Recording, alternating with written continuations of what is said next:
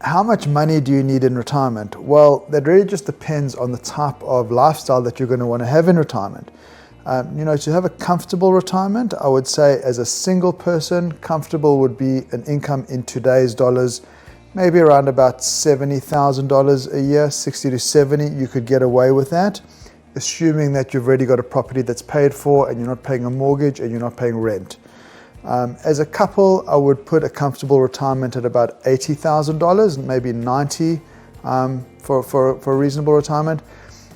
A mid to more comfortable retirement as a couple, I would say around about $140,000 to $150,000 a year. And then a super comfortable retirement, around $200,000 and above, you're going to be super comfortable. You're going to be able to travel where you want, eat in restaurants that you want, do whatever you'd like to do in retirement.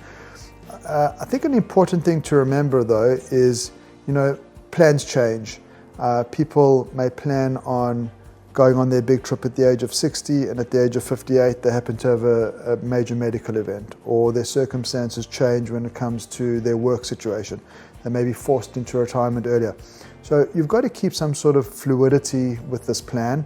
Good to have a plan, a general plan, but then you're always going to be fluid on deciding how this actually pans out. So these are the kind of conversations I'd be having with my clients all the time. We'd be talking about, this is ideally what we'd like to have, this is what we need to have as a lump sum in order to give this amount of income.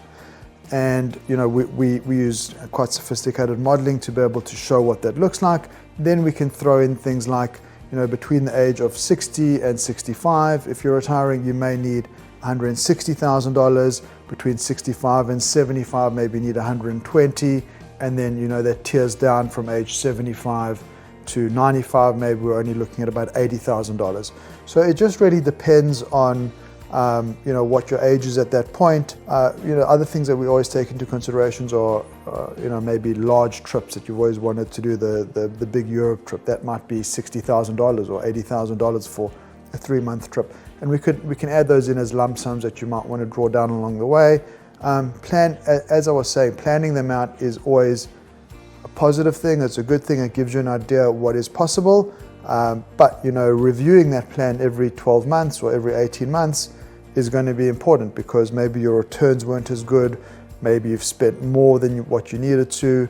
Maybe you've needed to help out one of your kids with a large amount of money, which you never planned on doing.